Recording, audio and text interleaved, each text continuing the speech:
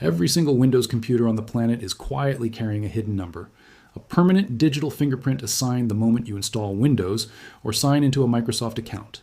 And until very recently, almost nobody knew it existed. It is called the GDID, and Microsoft only confirmed it publicly after the identifier showed up in a federal court filing being used to track down an alleged hacker. In this video, we are breaking down exactly what GDID actually is, how it works, why it matters for your privacy, and every real, verified method currently available to limit or remove it. Stick around, because by the end of this, you will understand something about your own computer that Microsoft never clearly explained to you. And if you want more real, verified privacy and tech breakdowns like this one, go ahead and hit that follow button now, because we are just getting started. Let's start with the basics. GDID stands for Global Device Identifier, and in simple terms, it is a permanent, unique digital fingerprint that Microsoft automatically assigns to your computer, either when you first install Windows or when you sign into a Microsoft account on that device. Think of it like a serial number, except instead of being printed on the outside of the machine where you can see it, it lives quietly inside the operating system itself, linking your device, and by extension, a lot of your activity on that device, back to a single identity that Microsoft can track. Officially, Microsoft says the GDID exists mainly to manage things like software licensing and access to Windows Store apps. That is a completely reasonable, ordinary-sounding purpose on its own. Operating systems have always needed some way to verify that a copy of Windows is properly licensed, and app stores generally need some way to know which device is requesting a download. The problem is not that an identifier like this exists at all. The problem is how quietly it is operated, how little Microsoft has actually explained about it, and how it links together in the background far more of your activity than most people would ever expect from something described as a licensing tool. To put the scale of this in perspective, Windows currently runs on well over 1 billion active devices worldwide, spanning home computers, work laptops, gaming machines, and everything in between. An identifier, this deeply embedded, is not some obscure edge case affecting a handful of unusual configurations. It is a background system quietly running across an enormous share of the personal computers currently in use anywhere on the planet, almost all of it happening without the explicit awareness of the people actually sitting in front of those machines every day.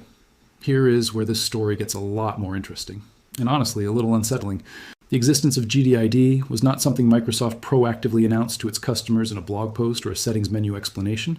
Instead, it came to public attention after an unsealed United States federal court filing revealed exactly how law enforcement used the identifier during an investigation into an alleged member of a cybercrime group known as Scattered Spider. In that case, GDID was used alongside broader telemetry data, meaning behind-the-scenes diagnostic and usage information, to help track down and connect activity back to a specific individual, even, according to reporting on the case, across attempts to hide behind VPNs and proxy servers. That detail matters a lot, and it is worth sitting with for a second. A VPN is a tool a huge number of privacy-conscious people use specifically to mask their identity and location while browsing the internet. The general assumption most people have is that using a VPN meaningfully protects their anonymity online. But because GDID is baked directly into the operating system itself, tied to your device rather than to your network connection, using a VPN does not actually hide it. Your internet traffic might appear to come from a different location, but if you're logged into a Microsoft account, or even just running Windows with certain background services active, that persistent device identifier can still be quietly reported back to Microsoft's servers, a VPN or no VPN. To be fair here, it is worth acknowledging the other side of that particular story. In the Scattered Spider case, this same tracking capability was reportedly useful for identifying someone accused of serious cybercrime, which is exactly the kind of scenario where most people would probably agree that unmasking a criminal hiding behind a VPN is a good outcome. Law enforcement using device-level identifiers to catch cybercriminals is not automatically a bad thing on its own. The concern privacy researchers and journalists have raised is less about that one specific case and more about the underlying capability itself. A tracking mechanism powerful enough to reliably identify someone despite a VPN is also, by definition, a tracking mechanism that applies to every single Windows user all the time, whether or not they have done anything wrong, and with essentially no visibility into how or when that data actually gets used. So how exactly does GDID actually work under the hood? Microsoft has not published detailed public documentation explaining exactly how the identifier is generated, stored, and transmitted. In fact, independent researchers had to largely reverse engineer the details themselves because Microsoft's own public documentation contains, at most, a single brief technical reference to it, buried inside Azure Monitor documentation related to a feature called delivery optimization, where a data column is simply labeled as the Microsoft Global Device Identifier, without much further explanation. From what researchers have pieced together, the identifier gets generated and assigned either during a fresh Windows installation or at the moment you sign into a Microsoft account on that device. It does not live in some easily accessible settings panel where you could simply toggle it off. Instead, it is tied into deeper background components of Windows, specifically services related to what is called the Connected Devices platform, along with the same delivery optimization system used for distributing Windows updates and app downloads efficiently across devices.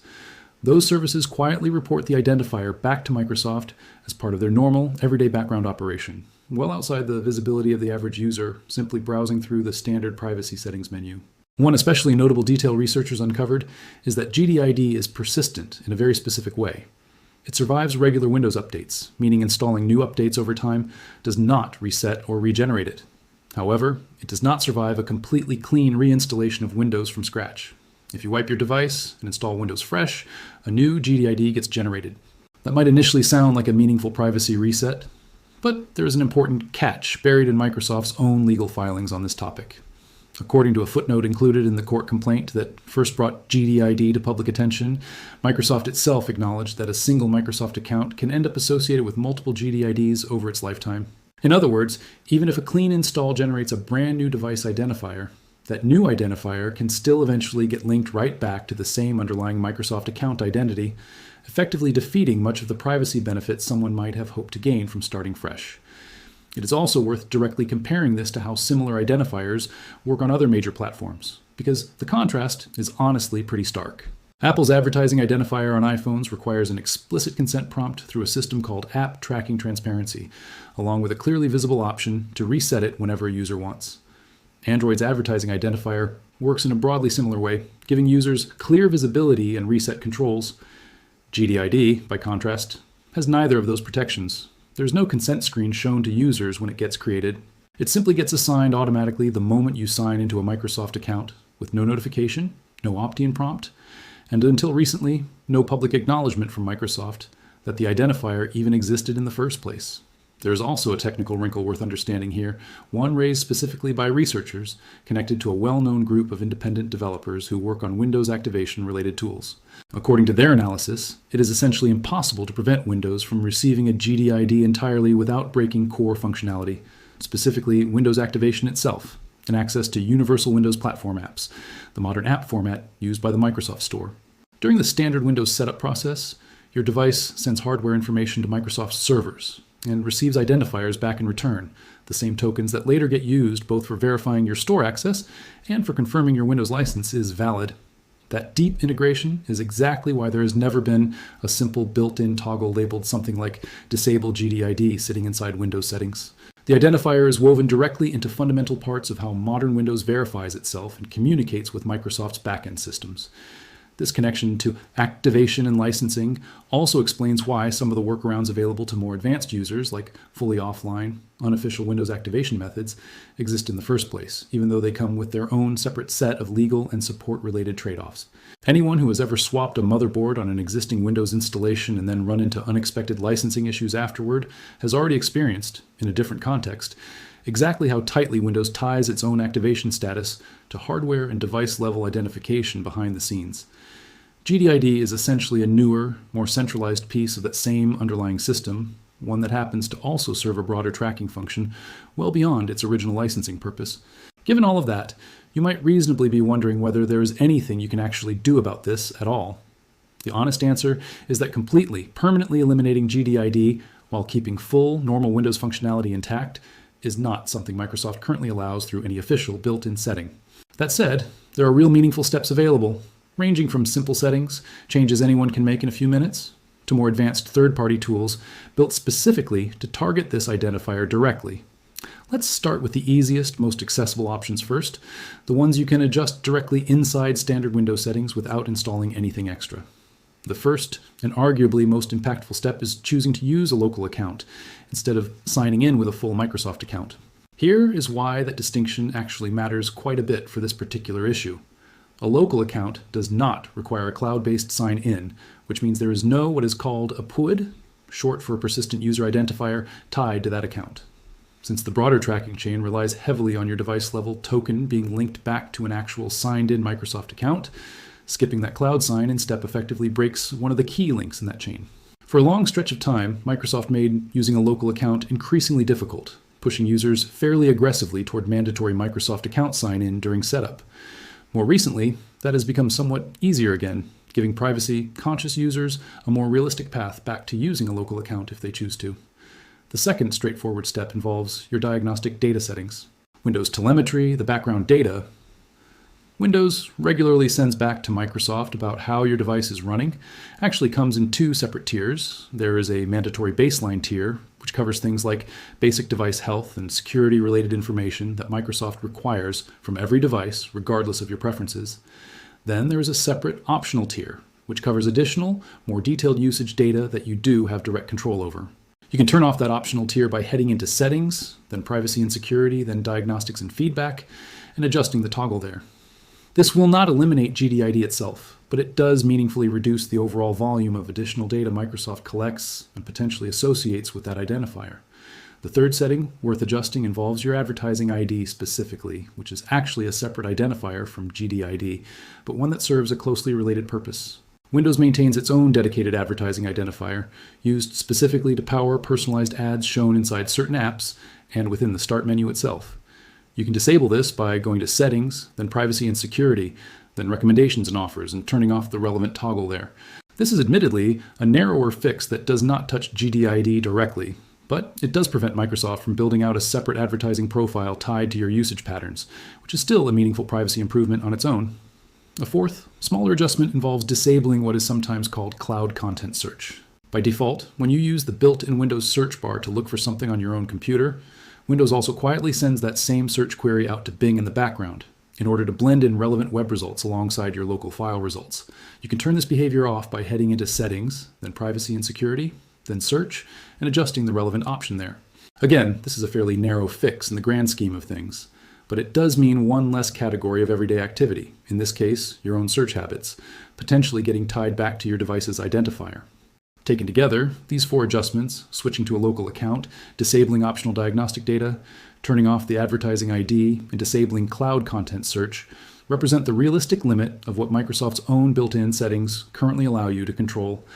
None of them fully eliminate GDID itself because, as we covered earlier, the identifier is tied into core licensing and activation infrastructure that Microsoft has deliberately kept outside normal user-level settings entirely.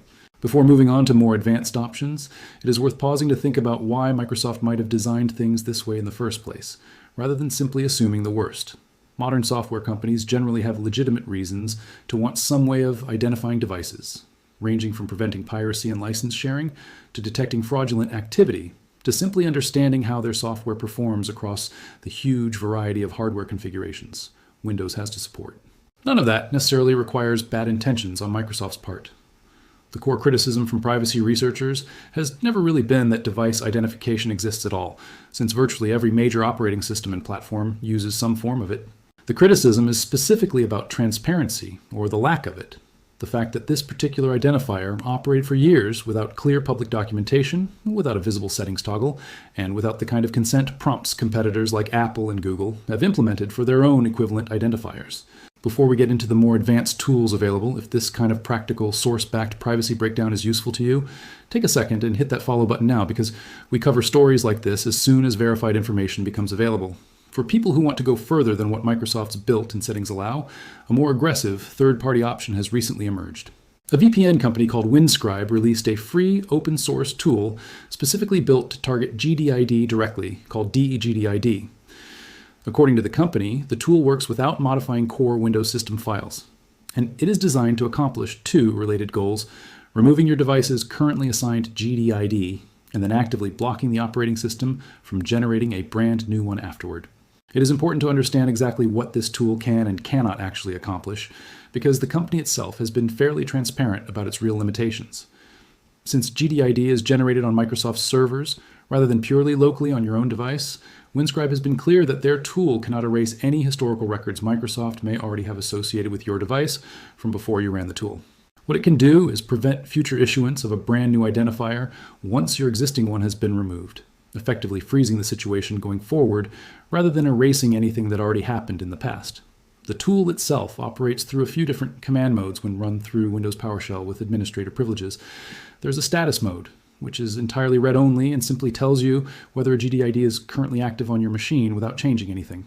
There is a status mode combined with a redact option, which is useful specifically for generating logs you might want to share with someone else for troubleshooting, while automatically hiding your actual identifier value from that shared log. And then there is the main protection mode, which walks through a more complete process, blocking the identifier, verifying that block actually worked, wiping known local traces of it, waiting, then rechecking the system state, and finally reporting back a clear verdict on whether the protection was successfully applied. Before running a tool like this, it is genuinely important to understand the trade-offs involved because Windscribe itself has been upfront about them. Disabling GDID generation entirely has the potential to affect Microsoft services that specifically rely on device-level identification to function correctly. While the company has stated it has not personally run into major issues during its own testing, it also acknowledges there could be edge cases where certain Windows features or specific Microsoft services end up behaving differently or potentially breaking outright once this identifier is removed. Given how deeply GDID appears to be tied into licensing and Universal Windows Platform app functionality specifically, this is not a step to take lightly if you rely heavily on Microsoft Store apps, or if you're particularly concerned about maintaining a smoothly activated copy of Windows. There is also a slightly different complementary approach some privacy researchers have documented, one that does not attempt to remove the identifier itself, but instead focuses on preventing it from ever successfully reaching Microsoft's servers in the first place. This approach generally involves two separate techniques used together. The first is directly disabling the specific background Windows services responsible for registering and reporting your device's information in the first place. The second involves redirecting the network addresses of Microsoft's relevant servers to nowhere, typically through editing your device's hosts file, a system-level file that controls how your computer resolves certain internet addresses.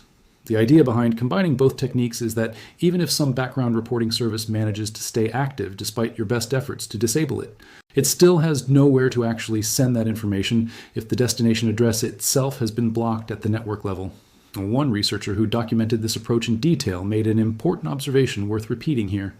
Simply clicking through every available privacy toggle inside Windows settings on its own does not meaningfully stop GDID reporting because, as we covered earlier, the identifier is transmitted through background components like connected devices, platform services, and delivery optimization, systems that largely exist outside the reach of the standard consumer-facing privacy settings menu.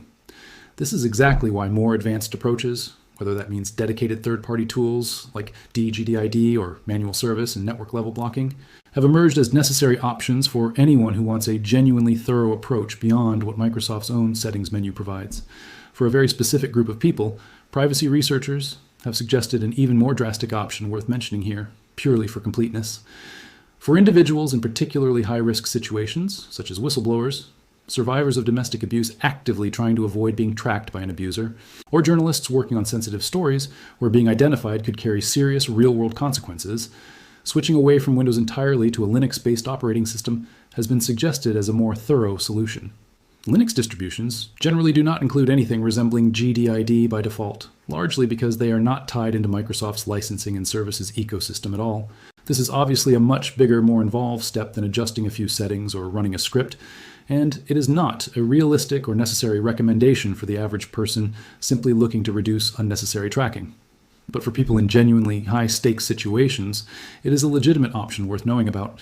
So, stepping back and looking at the full picture here, what should the average, everyday Windows user actually take away from all of this?